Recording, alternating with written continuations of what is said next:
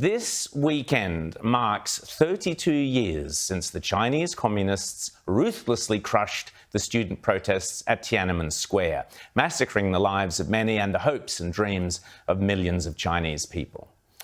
This weekend in Hong Kong, where only a couple of years ago there would be at least a couple of thousand people, 180 or so thousand people holding vigils to commemorate the anniversary. Now the Chinese communists have crushed the memory of it, and anyone who dares to show up faces 5 years in jail.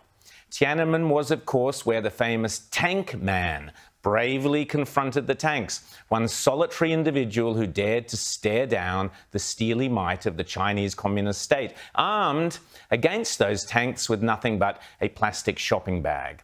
We don't know what happened to the brave man, but it's a safe bet his fate was not dissimilar to the doctor who first blew the whistle on the coronavirus some 18 months ago and was soon mysteriously pronounced dead.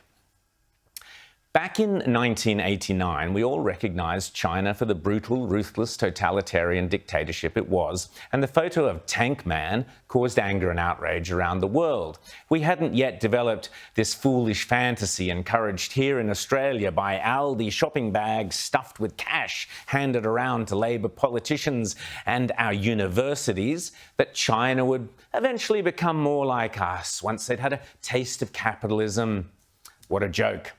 That was all part of the sleight of hand China pulled when they duped the British that they would keep the two systems that allowed Hong Kong to flourish as a capitalist powerhouse. That's all over now. But here's the irony. Rather than China becoming more like us, are we becoming more like them? Last year, we saw scenes in Victoria that I certainly never believed we would see in Australia. A police force as ruthless as in any tin pot totalitarian regime. Now, you're under arrest in relation to incitement. Incitement? Yeah, but now, you're not obliged to say or do anything, but anything you say or do may be given evidence. Excuse me, incitement for what? What on earth? Yeah. Excuse me, what on earth? Just put your phone down. Can you, like, record this? I'm in my pyjamas. What's this? I had an ultrasound in an hour. Yeah, she's pregnant, so...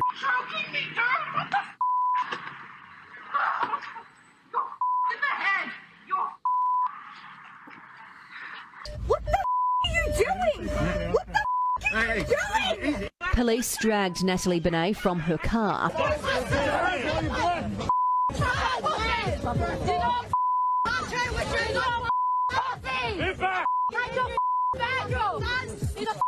you arresting her? What's she doing? You've given me directions to bring on based on the fact that I don't have a work permit. I have a work permit. You're not following the rules. Close the gap.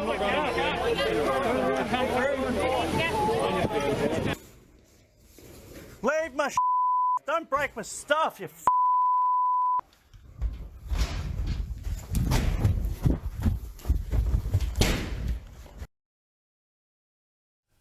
And they broke down the door. The thuggery we have seen from the police, particularly in Victoria during the lockdowns, is chilling and shocked the free world. But it's not only the excessive use of physical force, it is the excessive use of authoritarian power.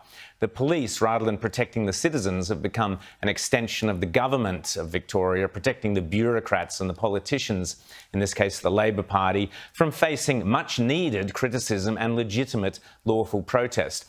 But it's hardly surprising. This is the same leftist Premier, Dan Andrews, who has made no secret of his admiration for Communist China, going so far as to sign his secret Belt and Road deals, exposed to the world by this program, by the way, who also signed the entire state of Victoria up to the creepy and sinister UN Stronger Cities program. We need to look much closer at that.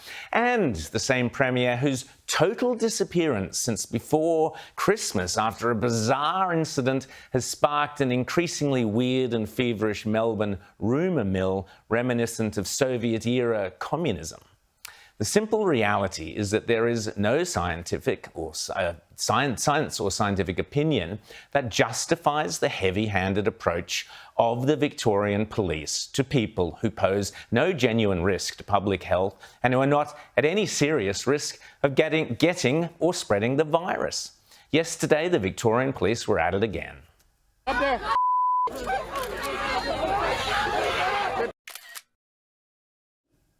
This was at a demonstration against the fourth Victorian lockdown in Melbourne. Perfectly legitimate demonstration, especially when you consider that the reality around the world is now that more and more experts are claiming lockdowns simply do not work, and they don't have the data to back them up.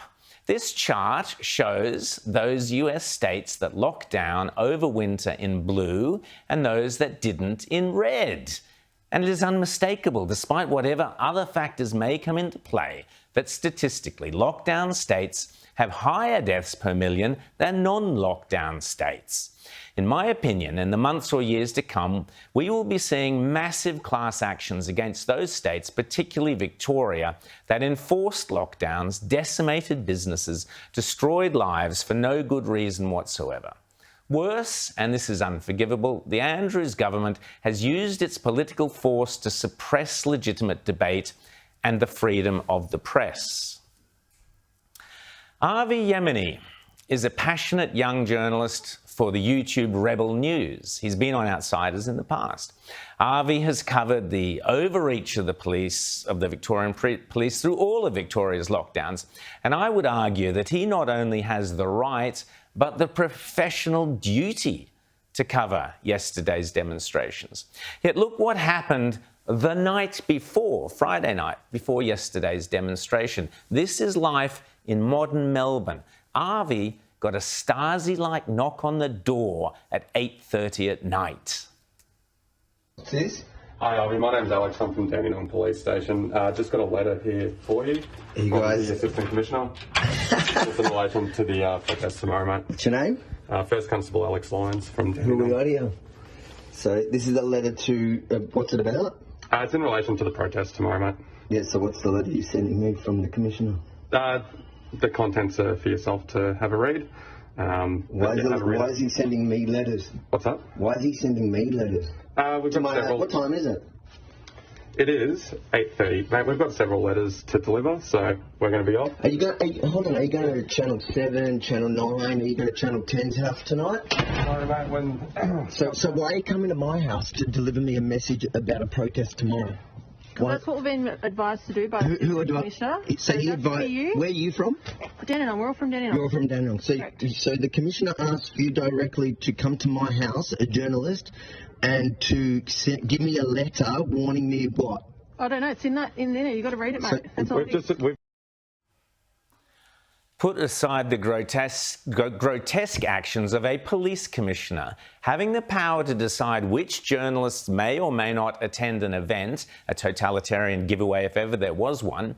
But you know we have crossed a very dangerous and scary line when the police start deciding in advance who is likely to commit possibly a crime in the future. Reminds me a bit of the totalitarian goons in Tom Cruise's Minority Report. What it is you're looking for. Flaws. Did we get any false positives? We are arresting individuals who have broken no law. But they will. The fact that you prevented it from happening doesn't change the fact that it was going to happen. The system can't be wrong. Yeah, right. Yesterday, the harassment and the excessive use of police in Victoria continued unabated. Avi Yemeni turned up at the demonstration and the absurdities came thick and fast. First, the police tried to make him wear a mask when, A, the rules specifically say journalists don't have to wear a mask when they are talking on a microphone, and B, of course, when the evidence is that masks are kind of irrelevant when you're outdoors and you're not in a crowded space. And then they attempted to say that Avi wasn't accredited. He wasn't an accredited journalist. By whom? Accredited whom? By the police. So now the police in Victoria accredit you as a journalist. Huh? No, the rules here, so let's just clarify, the rule here for media is while you're talking on the microphone, you don't actually... Cover your nose and your mouth. Okay. You are not accredited media. Sorry? You are not accredited media. I'm not, you're saying I'm not accredited media. Show me your accredited media pass issued by Victoria Police. The Victoria Police actually told us that they've cancelled... Produce your accredited media pass. Come around here. Issued by Victoria Police. So Victoria Police told us... Cover your nose and your mouth. No. So wait, so you're saying if I have an accredited media pass by Victoria Police, I don't have to cover my nose and mouth while talking on the microphone? Notice how the police always move in front to block the camera. It's East Germany. It's out of control. Eventually, the police yesterday admitted they were wrong. Oh, what a surprise. And that Avi Yemeni was right. But when Avi then pushed and asked for an apology, oh no, wasn't going to get that. I need to wear a mask? Not while you're talking on camera. Oh, so can I just get that apology on camera? Well, all I'm saying is... Can I get that apology? Because what you just did to me and... I've given you a direction. And can you say sorry? Say one word. Say sorry. I've given you the... Say sorry. The legal department. Say sorry. It's one word. You were wrong, I was wrong. Thank you. You can wear your mask. Say sorry. You can say sorry. Without wearing a mask. Needless to say, the sorry never came. Now, Avi is a great journalist, a passionate free speech advocate, and let's be frank, he's a great showman as well. But he knows his rights, and he's not afraid to stand up to the excessive use of police authority. It's not quite as dramatic as the tank man with his plastic carrier bag standing up to the procession of communist tanks, but the principle is identical. One individual expressing his defiance of a brutal and oppressive state that has only one answer to dissent, and that is to crush it. Now, we'll never know what happened to Tank Man. Indeed, if big tech and their communist overlords get their sinister way, future generations may never even hear about Tank Man. You see, this week, approaching the anniversary of Tiananmen, Microsoft's search engine, the equivalent of Google, which is called Bing, was accused of wiping Tank Man's memory from history. On Friday, when Microsoft users in the US, Germany, Singapore, France and Switzerland tried to click on the iconic photos and video of Tank Man, or even tried searching for the phrase Tank Man, they were greeted by this message saying, "There are no results for Tank Man." He'd been cancelled. Microsoft later claimed it was human error, of course it was Microsoft, and that they were working to fix the issue. Microsoft's Bing, of course, is one of the few foreign search engines available in communist China. On the anniversary of Tank Man's brave and defiant sacrifice, for big tech to appear to be playing along with the communist regime and wiping him from history is truly terrifying. But they're not all that surprising when you've seen big corporations such as Qantas refusing to call Taiwan, Taiwan, and media personalities, Hollywood stars, kowtowing to the Chinese communists' every wish and whim. But this abuse of power is what we have come to expect from the same class of big tech oligarchs who not only made fools of themselves by censoring the lab leak theory about the Wuhan virus and then had to backflip last week, but who are now also determined to prevent Donald Trump from communicating with the public during next year's midterm elections. It's clear our liberties and freedoms are under assault in a way I never thought we would see in Western democracies. On the anniversary of Tiananmen, remember Tank Man and be grateful for every individual, every journalist, every pajama-clad man or woman who's brave enough to stand up and to speak up against the anti-democratic and anti-freedom forces that are crushing us, lining up against the rights and freedoms of the individual. Remember Tank Man and his plastic carrier bags. Unless we're prepared to stand up against the overreach of petty authoritarians and overzealous bureaucrats, they will carry on trying to crush us, and we can't have that.